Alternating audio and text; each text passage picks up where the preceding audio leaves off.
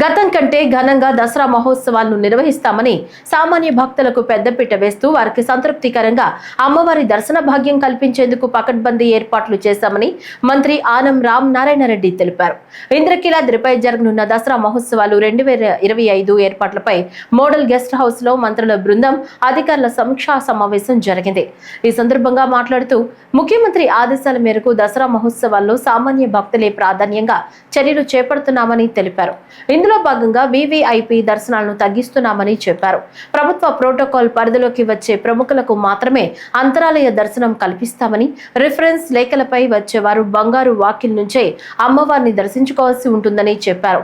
ఉదయం 7 గంటల నుంచి 9 గంటల మధ్య, సాయంత్రం 3 నుంచి 5 గంటల మధ్య వీఐపీ దర్శనాలు ఉంటాయని తెలిపారు. వృద్ధులు, దివ్యాంగులకు ప్రత్యేక ఏర్పాట్లు చేశామన్నారు.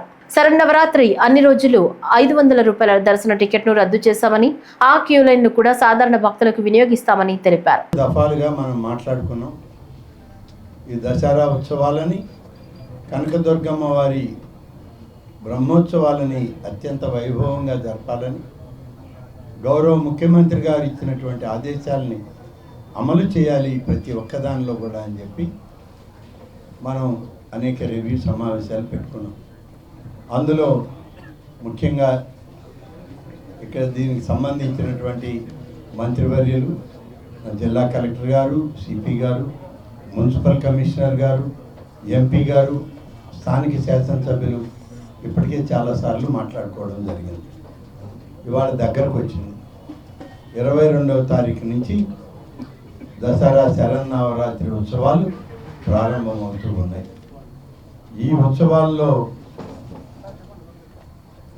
గత సంవత్సరం కన్నా ఎక్కువ మంది అమ్మవారి దర్శనానికి వచ్చే అవకాశం ఉందని చెప్పి ఇవాళ అధికార యంత్రాంగం, పెద్దలు అందరూ కలిసి ఒక సమిష్టి ఆలోచన చేయడం జరిగింది.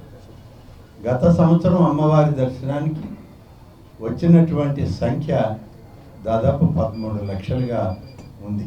ఈసారి ఒక 2-3 టెక్నాలజీ ఇంప్లిమెంటేషన్ చేస్తున్నాం. ఒకటి మీకు తెలిసే ఉంది, కమాండ్ కంట్రోల్ రూమ్ పెడుతున్నాము ఇక్కడ మన మోడల్ గెస్ట్ హౌస్ దగ్గర. ఆ కమాండ్ కంట్రోల్ రూమ్ లో వీడియో వాల్ ఉంటుంది.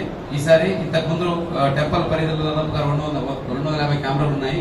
మొత్తం టెంపుల్ చుట్టుపక్కల బయట కూడా ఉన్న కెమెరాలన్నీ అక్కడ అనుసంధానం చేసి, ఏం లేదన్నా మినిమం 500 CCTV కెమెరాలు ఫీడ్ అక్కడ ఉంటుంది.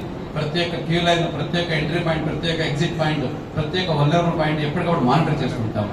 ఇదే కాకుండా ఈసారి క్యూ లైన్ లో క్రౌడ్ ఎంత మూవ్ అవుతా ఉంది, ఎక్కడైనా క్రౌడ్ అనుకోకుండా ఎక్కువ అయిందా, మూవ్మెంట్ కరెక్ట్ గా ఉందా లేదా అనేది ఏఐ కెమెరా, అంటే ఆర్టిఫిషియల్ ఇంటెలిజెంట్ కెమెరా కూడా పెట్టి ఈసారి మానిటర్ చేసుకుంటాము. వచ్చే భక్తుల కౌంట్స్ కూడా ఆ కెమెరా దగ్గర తీసుకుంటాము.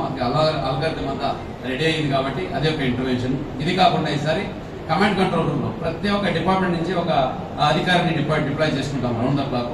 ఆ డిపార్ట్మెంట్ పరంగా ఎక్కడైనా ఏ సమస్య వచ్చినా కూడా కమాండ్ కంట్రోల్ రూమ్ ఇన్ఫర్మేషన్ వస్తుంది. ఇక్కడి నుంచి ఇతర డిపార్ట్మెంట్కి అనుసంధానం చేసుకోండి, ఎక్కడ ఏమి ఇబ్బంది లేకుండా ముందుకు వెళ్ళడానికి ప్లాన్ చేస్తున్నాం.